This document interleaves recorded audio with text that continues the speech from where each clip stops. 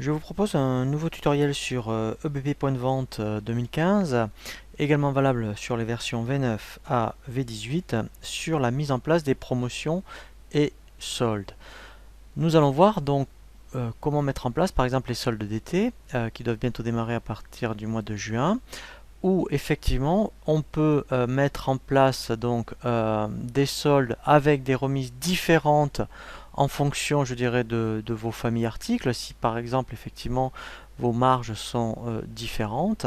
Et on verra après également comment ça se met en place dans le front office, et aussi faire ce qu'on appelle une deuxième démarque par exemple.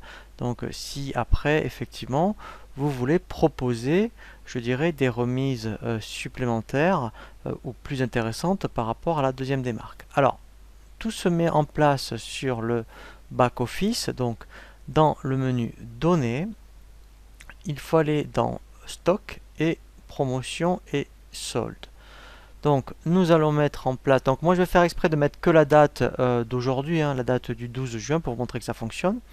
Mais vous après effectivement il faut appliquer la période. Alors c'est vrai que là on le voit pour les soldes, mais ça peut être aussi pour des promotions, pour mettons des ventes flash. Et mettons ça pourrait très bien être mettons une vente flash que pour aujourd'hui par exemple. Donc là je vais l'appeler solde. Là je vais mettre en libellé solde été. Donc moi je laisse la période du 12 juin. Et ici, alors, ce qu'il faut faire attention, donc quand vous voulez mettre des pourcentages différents en fonction des articles, eh bien ici, vous ne mettez rien. Et alors, soit vous prenez article par article. Alors là, après, il faut faire attention parce que si vous avez un grand catalogue ici, ça va être assez fastidieux d'aller chercher tous vos articles. C'est pour ça qu'il est très intéressant d'avoir créé des familles articles. Donc là, je vous invite vraiment à consulter le tutoriel sur la création des articles et familles articles. Où là, pour gagner du temps, donc quand on a un grand catalogue, vous voyez, donc ici, il n'y a que 3 familles qui peuvent avoir, mettons même une centaine d'articles par famille, mais je vais dire que par exemple, donc là je suis dans une société qui fait de ce qu'on appelle des fournitures de bureau, tout ce qui est classeur, organisation. Ici, la remise, par exemple, va être de solde de 45%.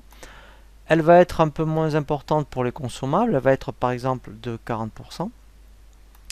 Et pour les fournitures, par exemple, je vais dire, admettons, elle est de 35%. Voilà, donc après, etc., etc. Donc ça, c'est vraiment très intéressant, vous voyez, quand vous avez créé des familles, parce que là, derrière la famille, je peux très bien avoir 500 articles rattachés au classeur organisation. Donc là, je gagne du temps. Ça m'évite de faire 500 fois la même opération. Donc là, la mise en place alors de mes promotions ou soldes, c'est le même principe, est terminé. Donc je fais enregistrer. Maintenant, je vais voir comment ça fonctionne concrètement. Donc dès que je fais une commande, eh bien automatiquement vous allez voir, quels que soient les articles, il va bien aller me chercher la bonne remise. Donc là je prends un client et ensuite, alors je vais faire exprès de prendre des articles de 3 familles différentes. Donc là on avait vu tout ce qui était fourniture. Donc là par défaut, il va me mettre, vous voyez, quand je prends un article de la famille fourniture, j'avais défini 35% de remise. Vous voyez ici ça fonctionne. Si maintenant je prends un article pour tout ce qui est classeur, voilà, vous voyez j'ai bien mes 45%. Voilà, et si je prends ensuite un article pour tout ce qui va concerner après la famille consommable, voilà, et bien là j'ai bien 40% de remise. Donc là vous voyez, ça marche vraiment très très bien. Alors ce qui est intéressant, c'est que ça fonctionne également sur le front office. Voilà. Et dès que je vais prendre des articles, donc là vous voyez maintenant tout ce qui est classeur, je vais en prendre un. Voilà, vous voyez, ici j'ai bien mes 45%. Si je prends tout ce qui est fourniture, j'ai bien mes 35%. Et après, alors il faut que je trouve des consommables, là voilà. Voilà, vous voyez, j'ai bien mes 40%. Donc là, vous voyez même, donc ça fonctionne aussi également, donc tout pour tout ce qui concerne le front office. Voilà, donc là, ça marche vraiment très très bien.